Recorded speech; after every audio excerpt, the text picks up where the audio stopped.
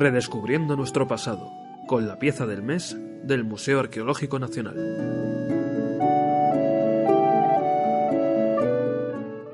Llega el momento de la pieza del mes de septiembre, y para ello tenemos a Raquel Jiménez, que es profesora en la Universidad de Valladolid e investigadora en la Universidad de Barcelona.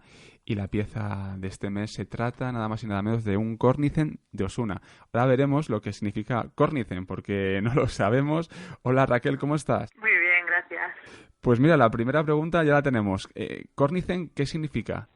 Pues Córnicen es el término romano para denominar a aquel músico que toca un instrumento llamado cornu, que es una especie de trompa o trompeta más o menos cónica y doblada sobre sí misma, girada. Esta pieza nos la puedes definir gráficamente, ¿cómo es?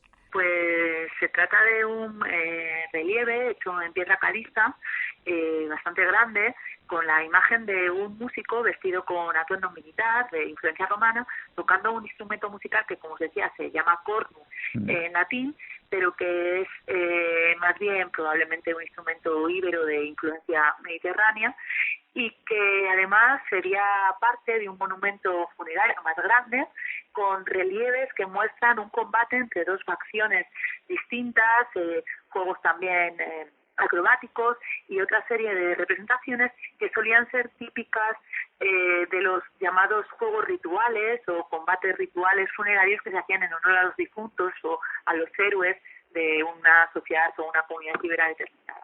Comentabas el contexto en el cual debería de estar esta pieza, pero en realidad no se encontró exactamente así, ¿verdad? Pues no, por desgracia proviene de un contexto secundario. Era un monumento funerario ibérico reutilizado por los romanos para construir una muralla. Y cuando se encontró en la ciudad de Urso, la actual Osuna, pues ya había sido movido por los romanos de su contexto original.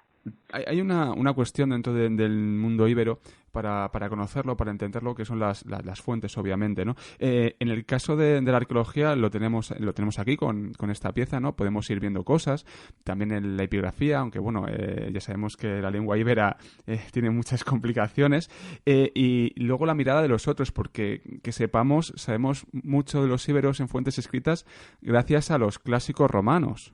Sí, bueno, tampoco tanto como nos gustaría, pero sí que tenemos algunas descripciones de algunas costumbres ibéricas vistas por los romanos. El problema es que siempre los romanos tienen una visión bastante etnocéntrica de las otras culturas y que normalmente además no suelen ser descripciones de primera mano, sino que son, bueno, los autores que han buscado en otras fuentes y en otros testimonios, es decir, que están citando fuentes anteriores. De los íberos precisamente sí que tenemos algunos testimonios, no sabemos si de los íberos o de los celtíberos o de algunas otras comunidades de la península ibérica, en las que sí que hablan de que tocaban trompetas a la vez que tocaban los aulos, que son estos instrumentos dobles de los que ya habéis hablado en la pieza del mes pasado, y que además acompañaban normalmente danzas. Y estas representaciones las tenemos en la cerámica ibérica, en la cerámica de Liria Olivia, donde sí que se ven precisamente trompetas tocando junto a aulos, acompañando danzas y otro tipo de manifestaciones. Con todas estas fuentes que tenemos y bueno, la labor del investigador es compleja, obviamente, ¿se puede saber a quién pertenecía esta tumba? ¿Se puede tener idea? Pues no, probablemente fuera un personaje importante de la comunidad íbera, más probablemente un varón que está siendo heroizado a través de estas imágenes de guerra, porque hay que recordar que los guerreros son el ideal aristocrático, ¿no? El ideal masculino de las aristocracias ibéricas, y a través de esas imágenes controlaban un poco su poder, ¿no? Porque reafirmaban cómo esos propios aristócratas cumplían con los ideales de la cultura ibérica. Pero no sabemos de quién es porque, bueno, normalmente ni siquiera sabemos de quién es, ni siquiera cuando nos encontramos en posición primaria, ¿no? Cuando sale una tumba ibérica excavada, y mucho menos, como te digo, en posición secundaria. Aquí hay una de las cuestiones que habías apuntado anteriormente de manera breve, que es la influencia de Roma. Por tanto, esto se está viendo en la propia escultura, en el bajo relieve. Sí, se Piensa que obviamente ya está datada en torno al siglo I a.C., o sea, es una época que ya había mucha presencia romana y mucha influencia cultural romana en la zona, y además es que los trajes son bastante romanizantes, distintas de las túnicas que vemos en otras representaciones ibéricas anteriores, o los trajes de guerrero también que aparecen en otro tipo de formatos de épocas anteriores, es decir, ya están bastante romanizados, y este instrumento, si bien no es similar a los romanos, sí que es bastante similar a los etruscos, a los instrumentos de viento etruscos conocidos como cornus también, que son precisamente los que originan un instrumento romano posterior, que es el cornus romano, que es este gran instrumento en forma de G que vemos típicamente en las películas de Peplum y que se utilizaba mucho en el ejército, se utilizaba en los campamentos militares, pero se utilizaba también, por ejemplo, en el circo para acompañar junto a otros instrumentos las luchas de gladiadores. Otra de las cuestiones que no nos podemos dejar en este Café de la Lluvia es saber si este tipo de representaciones, has apuntado a cerámicas, pero también sabemos que dentro del mundo íbero había muchas figuras de bronce pequeñitas. ¿Ahí aparece este tipo de representación? Pues desgraciadamente no tenemos ninguna que sea claramente un Cornichen, es decir, que claramente aparezca un personaje tocando un instrumento de viento, pero sí que hay un pequeño bronce en Collado de los Jardines, que está expuesto también en el Museo Arqueológico Nacional, que tiene como un brazo levantado y que tiene un agujero un poco distinto en la mano, y es un poco distinto también a otros personajes que sí que tienen lanzas, y quizás podría haber sido un personaje portando un instrumento de viento de estas características, que en el mundo íbero también tiene mucha relación con las aristocracias militares, con el mundo guerrero, militar y funerario. Estamos hablando del mundo militar, ligado al mundo funerario. ¿Aquí entran en juego las deidades que pudieran tener los íberos? ¿Hay algún tipo de culto hacia ellas con este tipo de representaciones musicales? ¿O simplemente estamos hablando de cuestiones guerreras gladiatorias?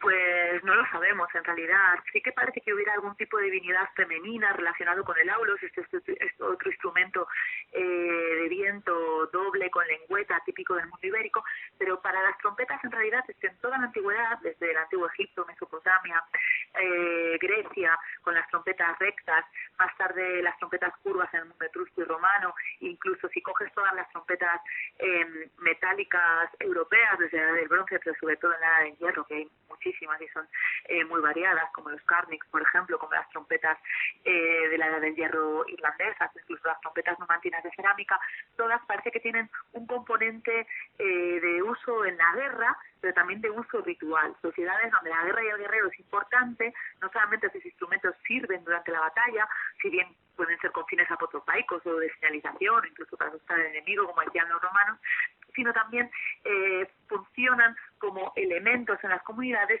que simbolizan ese poder de los guerreros, ese recuerdo de la guerra, y en rituales que probablemente tengan que ver con la celebración de las victorias o incluso con tener fortuna en los futuros combates. Si vamos al ajuar de estas figuras, ¿qué nos encontramos? ¿Hemos encontrado este tipo de instrumento?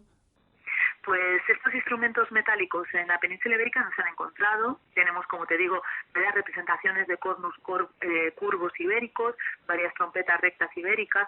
En la península ibérica solamente tenemos las trompetas de cerámica celtibéricas, que son de un área celta, vienen casi todas de Numancia, algún ejemplar que sí que está en un poblado ibérico, pero junto a materiales claramente numantinos, entonces no se puede decir que sean trompetas puestas en los íberos.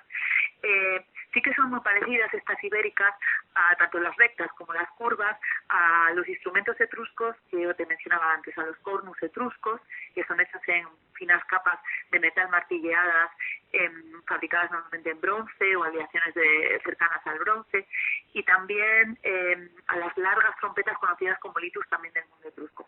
Sabemos que hay un increíble mundo de conexiones entre estos instrumentos de viento, casi desde la del bronce, entre el sur y el norte de Europa, y probablemente todas estas influencias llegasen hasta el mundo íbero. Pero por desgracia todavía, y digo todavía porque quizás algún día se encuentren, no han aparecido instrumentos metálicos de estas características en toda la península. Pues Raquel Jiménez, un auténtico placer charlar contigo, conocer esta pieza del mes de septiembre. Hemos aprendido muchísimo sobre la pieza y lo dicho, muchas gracias por estar este ratito con nosotros. Gracias a vosotros, un saludo. Gracias.